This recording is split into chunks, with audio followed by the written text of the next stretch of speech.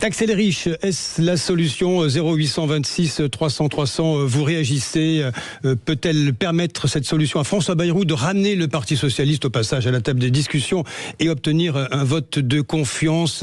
Bonjour à vous, Jean-Marc Sylvestre. Bonjour. Soyez le bienvenu, journaliste Merci. économique, je ne présente plus. Bonjour David Amiel. Bonjour. Député Ensemble pour la République de Paris, membre de la Commission des Finances, c'est important, vous êtes quelqu'un qui compte, de l'économie générale et du contrôle budgétaire de l'Assemblée nationale.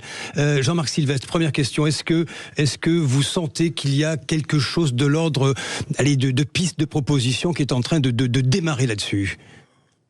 Actuellement, là, aujourd'hui, non, je ne crois pas. Je crois on est rentré dans une sorte de débat politicien, où chaque parti est dans son couloir de nage pour essayer de protéger ses intérêts électoraux et pas traiter le sujet que le Premier ministre a voulu mettre sur la table lors de sa conférence de presse en juillet et qu'il a répété récemment.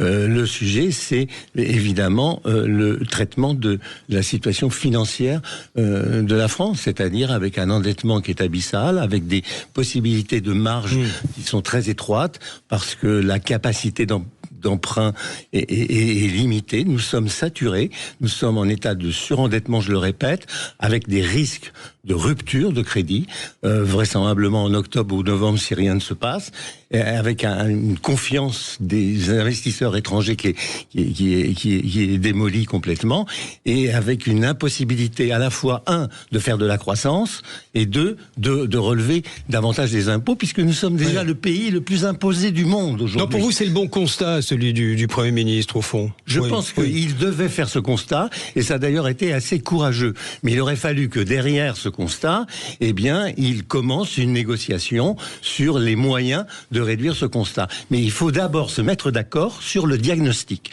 Nous sommes devant un malade, nous sommes comme à l'hôpital, nous sommes devant un malade qui est dans une situation compliquée, difficile. Les médecins ont fait des diagnostics sur l'état de ce malade. Ils sont à peu près tous d'accord, les experts, pour dire que nous sommes en état de surendettement. Mais la famille du malade, elle n'est pas d'accord pour administrer le traitement, et elle s'engueule. Donc, elle va laisser crever le malade. On va laisser crever le malade. On va laisser crever le malade. Mais c'est ce qu'on est en train de faire.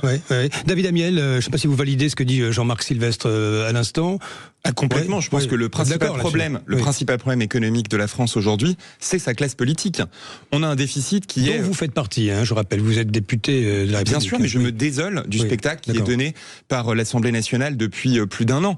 On n'est pas le seul pays en Europe où on a une assemblée fracturée. C'est le cas dans la plupart même des démocraties qui nous entourent, de l'Italie à l'Allemagne. En revanche, on est le seul pays en Europe où on a une classe politique qui s'enferme dans un tel déni budgétaire, dans un tel déni de réalité, comme le dit très justement Jean-Marc Sylvestre, et dans un tel déni politique, en refusant le moindre compromis. Moi, j'ai été très frappé lundi par les réactions qui ont suivi l'annonce du vote demandé par François Bayrou. On aurait pu imaginer que les oppositions, non pas applaudissent au gouvernement, par définition, elles s'opposent, mais enfin qu'elles réagissent en faisant des propositions, en essayant même de tirer parti de cette période qui nous sépare du 8 septembre pour obtenir des concessions, des avancées sur ce qui leur paraît important. Pas du tout. On a eu un réflexe pavlovien de censure immédiate pour la simple raison que... C'est un moment dégagiste ?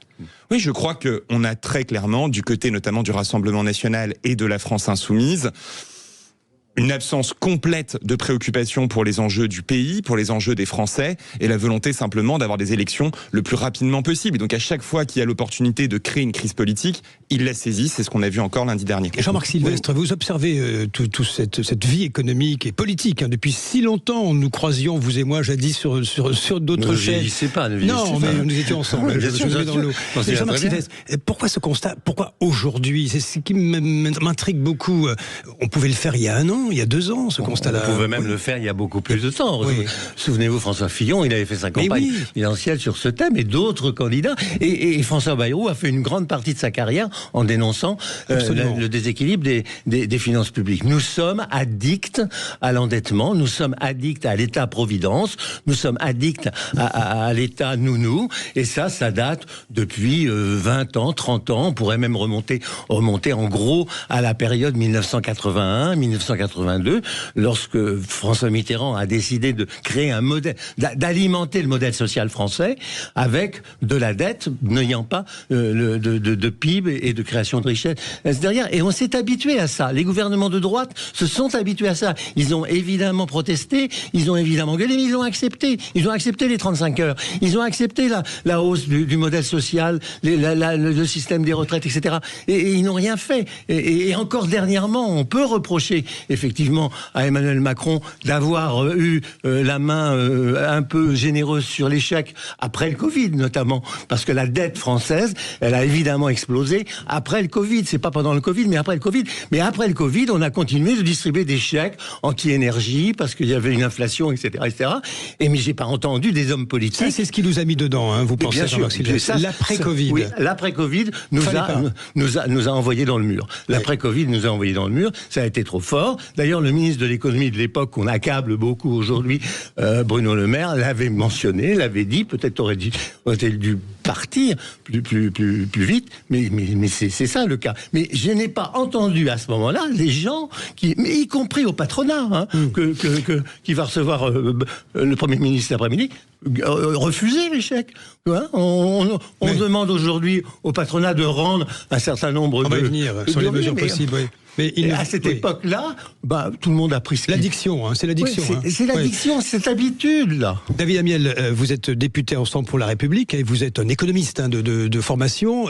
Vous l'avez vu venir, cette vague, parce qu'au fond, vous avez entendu ce matin un responsable socialiste, en l'occurrence Pierre Jouvet, qui disait, je ne sais pas si on va y aller lundi, voir Bayrou, disons les raisonnables, ceux qui savent, ce sont les mêmes qui ont produit 1000 milliards de dettes. Ils vous accusent, quand je dis vous, c'est la majorité, enfin du moins le socle commun, d'être à l'origine de la débâcle. Or tout, et Jean-Marc Sylvestre le rappelait, tous les gouvernements successifs, quelle que soit leur obédience, ont participé à cette situation. Vous l'avez vu venir, cette on va dire, cette espèce de moment où on se dit, ça y est, on va basculer là. Si on fait rien dans l'urgence, c'est ce que dit François Bayrou, on va tomber dans le vide. C'est le gouffre. Mais c'est ce qui est contesté aussi. Hein. On savait, après la crise du Covid en 2020, après la crise aussi énergétique qui a été très importante en 2022, qu'on allait rentrer dans une période de plusieurs années de réduction des déficits. C'est toujours le cas après les grandes crises économiques. On avait déjà eu la crise financière en 2008-2010, la crise de la zone euro qui avait suivi, chacun s'en rappelle, et ensuite on avait eu plusieurs années de réduction des déficits. Ce qui a changé par rapport à ces périodes précédentes, y compris aussi dans les années 90, c'est qu'on a maintenant une classe politique qui, dans une grande partie d'entre elles, conteste cette réalité. Je prends l'exemple de l'après-Covid que citait Jean-Marc Sylvestre. On a eu non seulement aucune protestation, évidemment, contre les mesures qui étaient prises, mais plutôt l'inverse. C'est-à-dire que les oppositions, à l'époque, trouvaient que le gouvernement n'en faisait pas assez dans la dépense publique, y compris l'opposition de droite. Je me rappelle des élus LR qui voulaient qu'on en fasse plus sur les chèques carburant. Je me rappelle du Rassemblement national qui demandait qu'on en fasse plus pour baisser la TVA tous azimuts et continuer à creuser les déficits, et ainsi de suite. Et je crois que cette situation-là, elle nous mène, pour le coup, dans une situation très difficile. Président Macron a quand même été courageux, puisqu'en 2022, il fait campagne. C'est la première fois de l'histoire de la Ve République qu'un président fait campagne en annonçant une réforme des retraites. Je ne dis pas que c'est la première fois qu'il y a eu une réforme des retraites, mais jusque-là, elle n'était pas annoncée dans les campagnes électorales.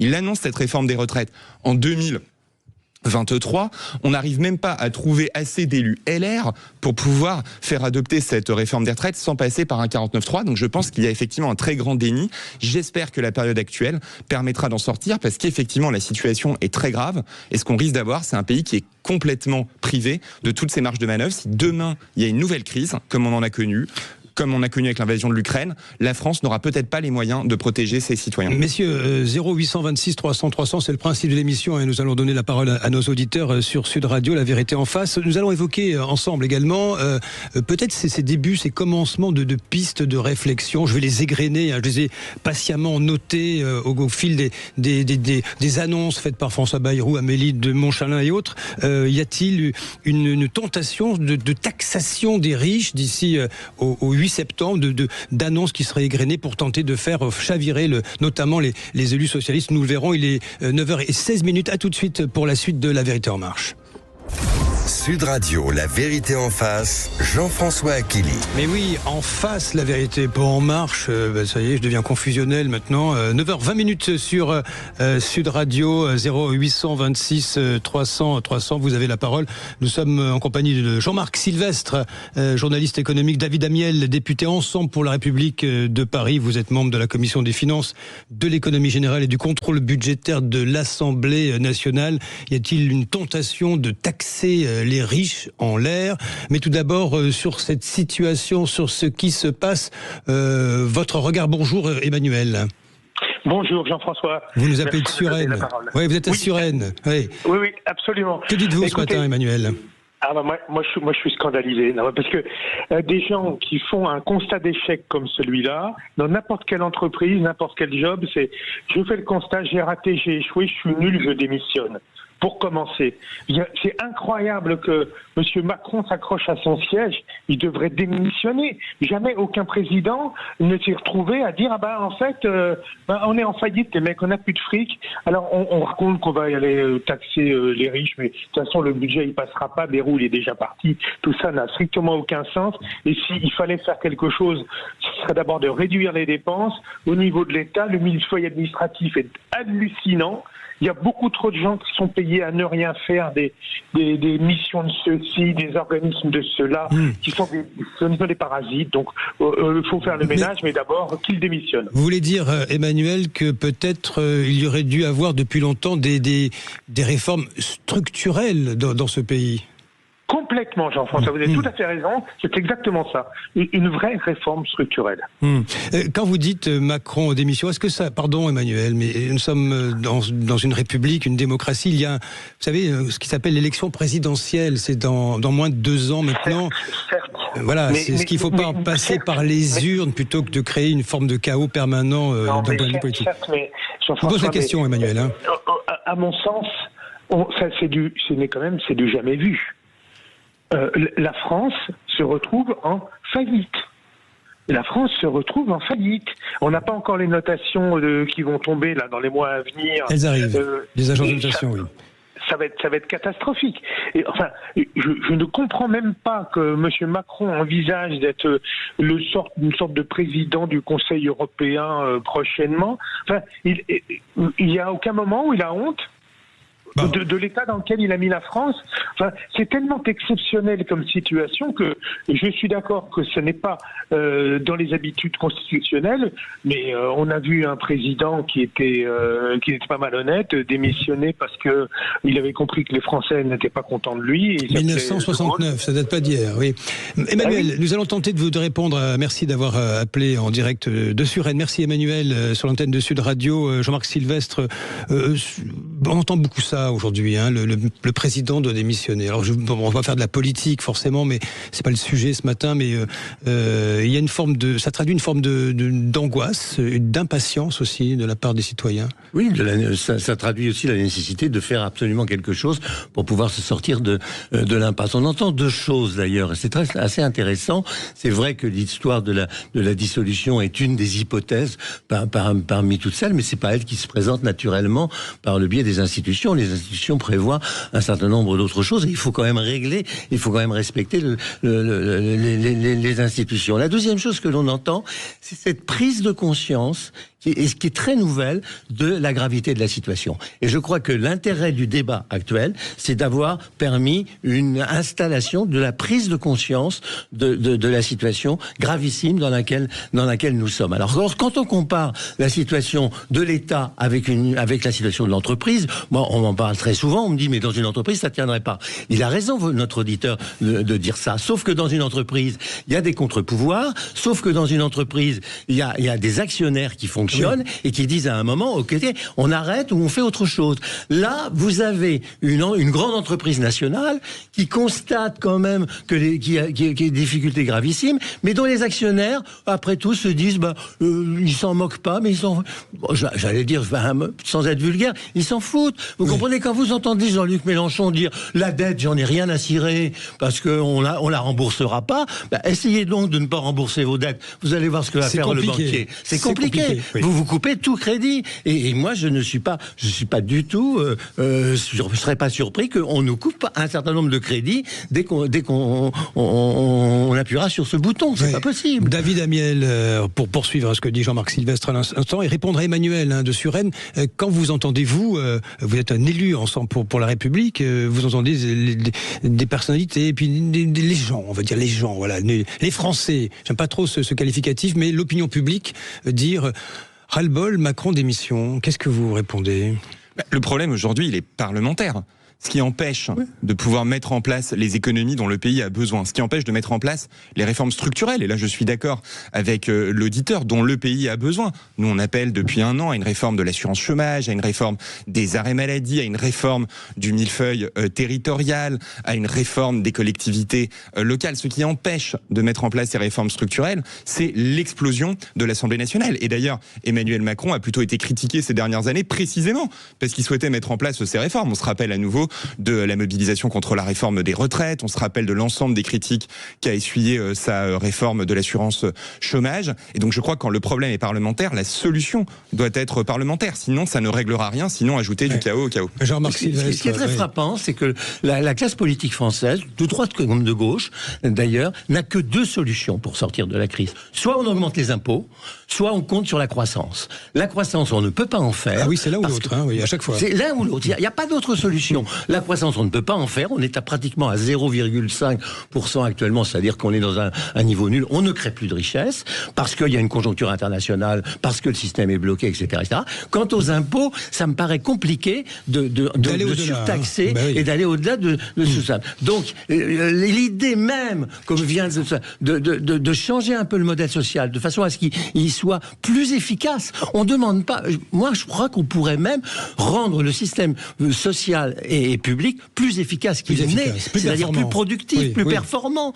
On n'a pas besoin de faire des coupes sombres dans l'éducation nationale. Non, il faut rendre l'éducation nationale plus performante. Quand j'entends Madame Elisabeth Borne aujourd'hui présenter sa rentrée en disant je vais changer les inscriptions du Panthéon, mais enfin bon sang de bonsoir, qu'elle regarde, qu'elle aille dans une école. Les gens savent pas lire, ils savent pas écrire, l'école ne fonctionne pas, et vous avez 30% des Français qui cherchent une école privée aujourd'hui. Il y a d'autres urgences. Il y a d'autres urgences.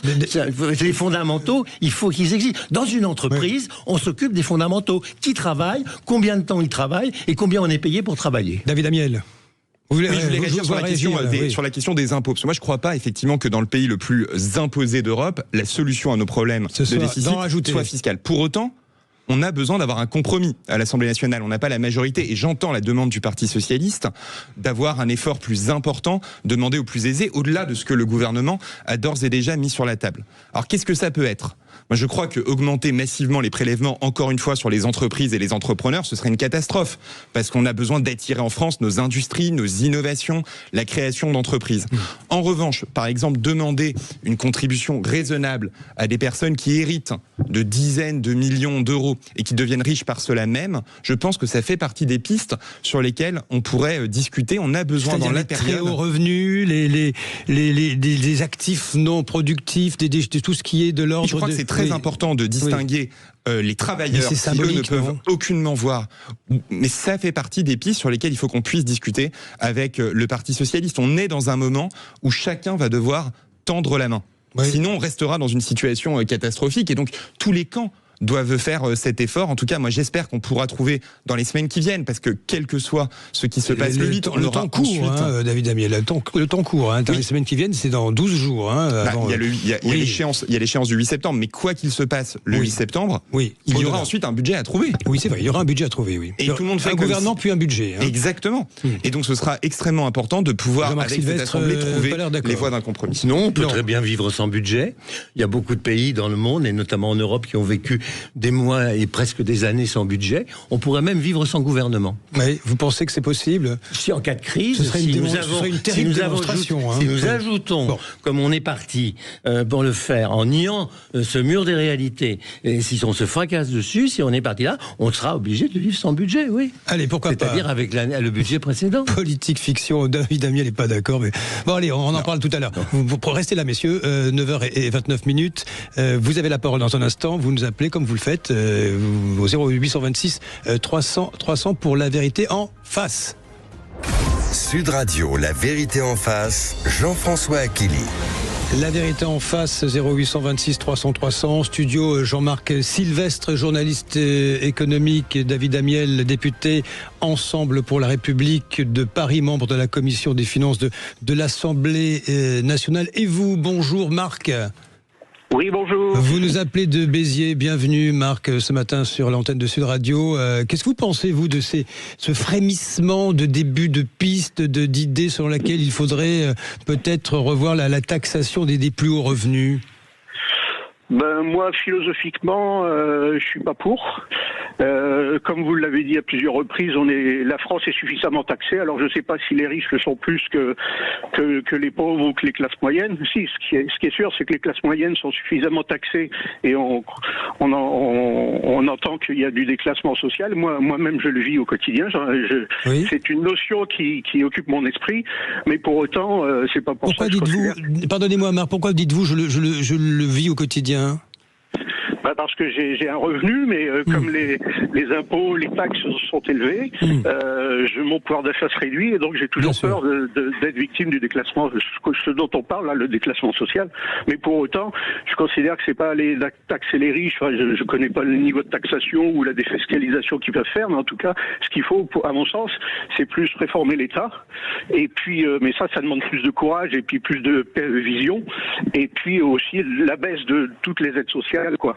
Parce qu'en fait, moi je considère que les classes moyennes, c'est nous qui payons justement les aides sociales et il y a trop de redistribution. Mais là aussi, ça demanderait du courage de la part de nos politiques qui n'osent pas remettre en question la redistribution. Ça assoit leur pouvoir, selon moi. Mais Marc, vous dites les aides sociales, les baisser ou mieux les flécher ? Ce qui n'est pas la même chose, hein. Oui. Alors, que la masse... Vous dites que c'est trop, voilà, la masse, il y en a trop, c'est ce que vous dites. Que la masse soit réduite après, sur quel axe, ça c'est aux politiques, la pseudo-élite qui nous a mis droit dans le mur, parce qu'il ne faut pas oublier que c'est l'élite. Hein. Nous, on travaille et on cotise. C'est l'élite qui est censée gérer notre pays et nous montrer la voie, mais c'est une pseudo-élite pour moi, donc c'est à eux d'y réfléchir normalement, mais ils ne sont pas capables. Vous êtes Oui, allez-y Marc, pardonnez-moi, j'allais vous couper, allez-y. Vous savez, moi j'ai 60 ans, et dans les années 80, j'étais à l'école et j'avais appris que l'Amérique latine était sous la direction du FMI. Et ça nous faisait doucement rigoler, on comprenait pas ça parce que nous on était riches à l'époque. Et maintenant, quand je vois que c'est la France qui risque d'être sous le contrôle du FMI, mais on marche sur la tête, quoi. Oui. On marche sur la tête, la 5e puissance du monde. Enfin, on a été 5e, hein. Maintenant on est 7e. Si ça continue, je sais pas où on va tomber. Mais de dire qu'on va être sous le contrôle du FMI, mais moi je sais pas comment nos politiques peuvent assumer d'être nos politiques, quoi. Ça vous inquiète en tant que citoyen, Marc ? Vous savez, il y a énormément de richesses chez les Français et tout, mais ils ont besoin d'avoir un visionnaire. Moi, je conseille les entreprises au quotidien. Il y a énormément de richesses dans les entreprises, dans les forces vives de la nation, comme on dirait. Et quand je vois qu'il n'y a pas une trajectoire, il n'y a pas un visionnaire à part un manipulateur qu'on a eu là et qui poursuit, c'est pitoyable. C'est pitoyable. Alors qu'on a plein de richesses en France. Et tous les Français d'ailleurs partent à l'étranger. C'est toute la matière grise part à l'étranger, c'est pitoyable. Merci en tous les cas pour ce témoignage, Marc. Je vous souhaite une bonne journée, Marc, à Béziers. Merci à vous sur l'antenne de Sud Radio. David Amiel, vous entendez ce qui est dit là ? J'imagine que le député que vous êtes député de Paris, quand vous êtes en circonscription, comme on dit, que vous dialoguez avec les concitoyens, ils vous disent quoi ? Ils vous disent des choses à peu près similaires ou... Oui, bien sûr. Oui. Et d'ailleurs, ce qui est dit est très juste quand on regarde les dépenses publiques, et notamment qu'est-ce qui a augmenté depuis 30 ans, qu'est-ce qui explique la situation dans laquelle on est. C'est pour l'essentiel les dépenses sociales. Quand on parle des dépenses sociales, de quoi parle-t-on ? En grande majorité, on parle des retraites, des dépenses maladie et pour une petite part, les dépenses d'assurance chômage. C'est là les grandes masses budgétaires. Et on voit bien qu'à chaque fois qu'on s'y attaque, c'est difficile. Réforme des retraites, on se rappelle de la contestation qu'il y a eu. Dépenses d'assurance maladie. Il y a quelques semaines, le gouvernement a proposé, à juste titre, de mettre de l'ordre dans les transports sanitaires, parce qu'il y a des abus dans les bons de transport qui sont distribués. On a été le seul groupe politique, et d'ailleurs personnellement j'avais interpellé le gouvernement, à appeler le gouvernement à tenir bon. Toutes les forces politiques appelaient immédiatement à reculer, et dépenses d'assurance chômage, c'est la même chose, mais c'est évidemment la direction dans laquelle il faut qu'on puisse aller. Parce que sinon, on n'arrivera pas non seulement à réduire nos déficits, mais aussi à investir là où on en a besoin, dans les services publics, dans la sécurité, dans la défense, dans l'éducation. Jean-Marc Sylvestre, j'entends David Amiel à l'instant qui tient un discours raisonnable. Jean-Marc Sylvestre, mais pourquoi ça ne se traduit pas dans la décision politique à vos yeux? Parce que c'est très compliqué, parce qu'il y a un marché politique qui entraîne la représentation nationale vers des solutions un peu plus faciles, un peu plus démagogiques. Dans un pays où plus de 55% à peu près du PIB est constitué par de la dépense publique et sociale. Dans un pays où la majorité du PIB passe dans la dépense publique et sociale, eh bien, les individus ont plus intérêt à chercher des subventions ou des aides de la dépense sociale plutôt qu'à créer de la richesse. Il faut donc qu'on inverse le système et trouver un système qui incite à la création de richesse. Ouais. Et pourquoi pas introduire dans le fonctionnement même de l'État des mécanismes qui réussissent dans l'entreprise. Pourquoi l'entreprise crée de la richesse? Pourquoi les chefs d'entreprise peuvent innover, tout ça? Mais parce qu'ils sont libres de le faire, parce qu'ils ont intérêt à le faire indirectement, ils sont directement intéressés à le faire, et parce qu'il y a des mécanismes, par exemple le mécanisme de la concurrence.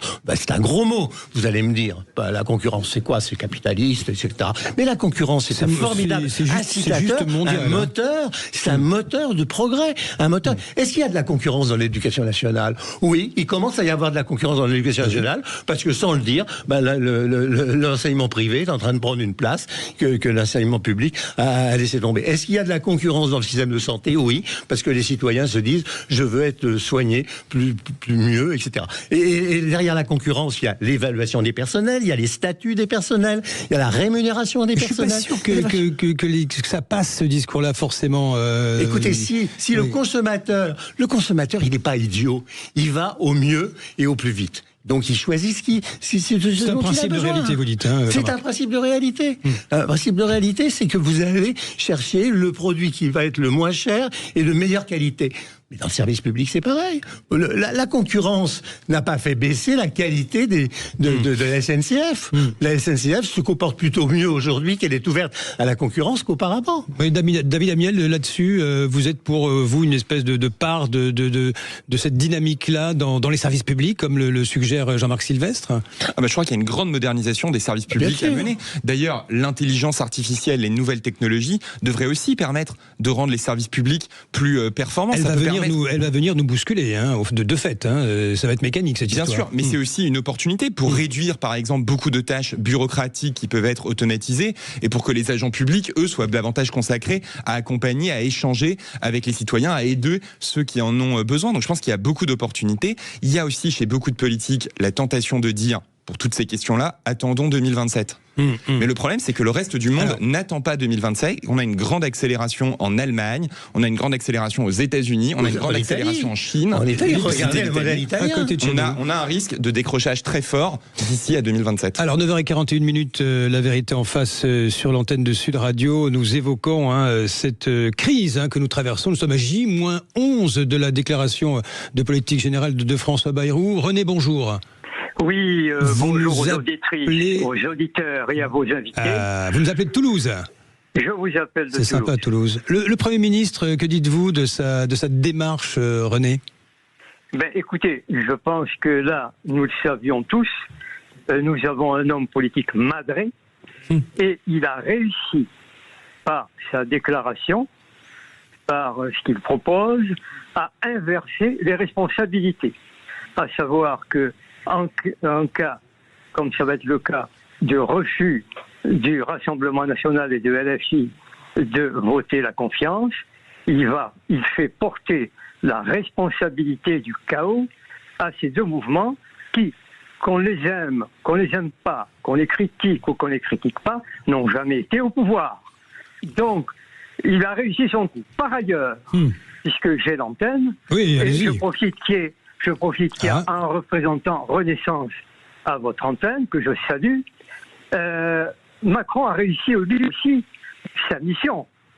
Il a réussi à ce qu'il voulait, c'est l'affaiblissement de la nation française au profit d'un projet dont ces mandants sont les démocrates aux USA avec le lobby de l'armement, certaines grandes institutions financières et bien d'autres mandants qu'il a. Donc, pour la vous êtes en train de, René, de présenter le président de la République comme une sorte d'argent trouble.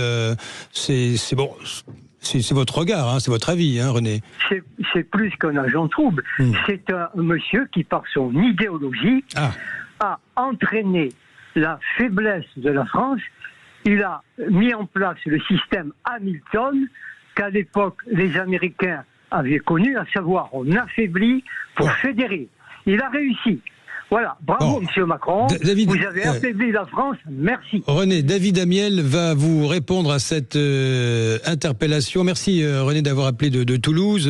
Donc c'est une sorte d'intervention en deux parties. Hein. Bayrou, nous dit René, a réussi son coup. Bon, on va voir si c'est vraiment un coup, c'est-à-dire d'inverser la charge, hein, de faire porter aux autres la responsabilité de la crise politique. Mais sur le deuxième aspect, le président Macron, le modèle mondialiste ou qui affaiblirait la nation, on a bien compris, hein, au profit de structures plus larges, Union européenne et autres. Répondez. Je suis évidemment en désaccord. Je crois au contraire que sur le plan économique, on a eu un renforcement de notre pays. C'était la première fois qu'on avait un taux de chômage aussi bas. C'était la première fois que la France était le pays... avant Covid. Et le pays... Non, enfin, le taux de chômage en France reste historiquement bas, malgré la crise sanitaire. C'était la première fois que la France est devenue le pays le plus attractif en Europe pour les investissements. Et c'est un gage de puissance très important. C'est la première fois qu'on mettait un terme à la désindustrialisation. Et c'est la première fois que nos armées, qui sont quand même un facteur essentiel de puissance, remontaient la pente après des années de coupes claires dans leurs effectifs et dans leur budget. Mais je voudrais répondre aussi, si vous me permettez, très rapidement à la première partie de ce qui a été dit. Parce sur que le Premier ministre François Bayrou, oui. Oui, mais sur le rôle aussi des oppositions. Parce que justement, être dans l'opposition, ce n'est pas être irresponsable. Et c'est ça le grand drame de la vie politique française aujourd'hui. C'est qu'on a été tellement habitués à des majorités absolues que plus personne ne veut mettre les mains dans le cambouis. Au fond, la majorité absolue, c'était très confortable pour tout le monde. C'était évidemment confortable pour le gouvernement, qui faisait ce qu'il voulait, mais c'était aussi très confortable pour l'opposition qui se lavait les mains de toutes les décisions qui étaient prises. Et donc aujourd'hui, la vie politique française, elle traverse une crise d'adolescence. Elle est en train de découvrir qu'il faut se comporter en adulte, même quand on est dans l'opposition, ce que toutes les grandes démocraties parlementaires ont réussi à faire. Je vais faire réagir là-dessus, Jean-Marc Sylvestre. Juste une question subsidiaire avec vous, David Amiel. Cette question, c'est celle d'un commentateur et observateur de la vie politique, hein, je vous rassure. Mais est-ce que nous ne payons pas aujourd'hui? On nous a dit, il y a eu finalement une absence de majorité, puis la dissolution n'a fait qu'accroître le phénomène. Mais est-ce que, au fond, d'avoir une élection des législatives avec un barrage anti-RN, pourquoi ne pas avoir laissé faire la démocratie à ce moment-là? Peut-être il y aurait eu une forme de plus grande clarté dans l'exercice démocratique, peu importe si telle ou telle, on va dire, formation politique emporte le morceau à ce moment-là. Le fait d'avoir un peu biaisé la donne au départ, est-ce que ça n'a pas finalement un petit peu compliqué la vie démocratique de ce pays? Est-ce qu'il n'y a pas une espèce de mal-donne au départ? Parce qu'on le paye aujourd'hui encore, ça. Je ne crois pas. Ce qu'on voit dans... ce qu'on a appelé... Ce barrage anti-RN il y a un an, par exemple, et vous voyez aujourd'hui M. Bardella qui est invité aux journées du MEDEF. Le barrage a été fait par les électeurs. La réalité, c'est que dans les circonscriptions... C'est le problème fondamental électoral du Rassemblement national depuis des années. C'est qu'il y a effectivement proportion importante de Français qui votent pour le Rassemblement national, et on le voit avec ces scores massifs au premier tour, aux élections européennes, au premier tour des élections législatives et présidentielles. Mais pour autant, il y a une majorité de Français qui ne veut absolument pas du Rassemblement national. Et ça explique d'ailleurs que le RN soit battu systématiquement aux élections présidentielles, qu'au deuxième tour des élections législatives, il y a eu ce phénomène de barrage. Et donc c'est la situation politique dans laquelle on est. Au fond, l'Assemblée nationale, elle représente aujourd'hui le pays. Le pays, on le voit bien autour de nous. Il est fracturé en 3 blocs. Oui, que nous retrouverions en cas de nouvelle dissolution. Exactement, je pense que chacun peut d'ailleurs le voir autour de lui. on voit à peu près qu'on est tous aujourd'hui très divisés. C'est la raison pour laquelle il faut que l'Assemblée nationale arrive à s'entendre. Arrive à s'entendre et arrive à être raisonnable, vous nous dites, hein, David Amiel. C'est ce que font tous les autres grands pays. Jean-Marc Sylvestre, cette politique-là, elle vient au fond comme un écran de fumée, elle n'empêche quelque part ce pays de progresser, d'avancer, parce qu'il y a une forme de logique des choses, mais il y a les réalités électorales, les échéances qui arrivent à chaque fois. Effectivement, les échéances... C'est l'éternel problème. Électoral, c'est que les députés sont aussi des petits chefs d'entreprise à leur échelle, c'est-à-dire qu'ils ont leur électorat, ils ont leur marché, ils connaissent les réactions de leur marché et ils essaient de satisfaire les réactions de ce marché. Alors c'est difficile d'aller au-delà. Pour en revenir à la situation du RN, que l'on a diabolisé pendant des années en France, je pense que ça a été une erreur que de ne pas l'écouter. Je pense que le RN a soulevé un certain nombre de questions auxquelles on n'a pas voulu répondre. Or, ce sont des questions qui intéressaient directement la vie quotidienne des Français. Je pense sur le fonctionnement d'un service public, sur le problème de l'immigration, etc. Ce sont des problèmes qui ont d'ailleurs été pris à bras-le-corps par l'Italie et que l'Italie a réussi à résoudre en 2 ou 3 ans, accompagné par des réformes structurelles importantes. Je pense à celle de Mario Draghi qu'on a malheureusement pas sorti en France suffisamment, mais il fallait prendre connaissance de tout ça. Aujourd'hui, on voit bien notre Mario Draghi en France, c'est ce qu'on on cherche notre Mario Draghi en France. On pourrait très bien aller chercher Mario Draghi là où il est, puis lui demander de venir faire une consultation en France, ce qu'il fait d'ailleurs, et d'écouter. Le rapport de Mario Draghi, il est sur mon bureau. Je suis pas sûr qu'il y ait beaucoup de Français qui l'aient lu ou qui l'aient consulté. C'est la Bible. Il dit tout ce qui se passe aujourd'hui en Europe. Merci à vous, Jean-Marc Sylvestre, journaliste économique. Merci David Amiel, député Ensemble pour la République de Paris, pour nous avoir éclairé ce matin sur ce moment politique si particulier. On verra bien dans 11 jours ce qui va se passer. Je crois qu'on n'a pas fini de le commenter d'ici là. Non, ça c'est certain, mais pour compléter ce que je disais... On n'a pas fini, mais en attendant, l'activité économique est en train de plonger, les chefs d'entreprise sont en train de se mettre le pied sur le frein, les embauches sont bloquées, les carnets de commandes sont bloqués, et on va dans une situation qui va s'aggraver. Merci à tous les deux, en tous les cas. 9h49 dans un instant, ce sera à suivre, l'éphéméride de Guy Carlier, comme chaque matin en musique avec les Beatles.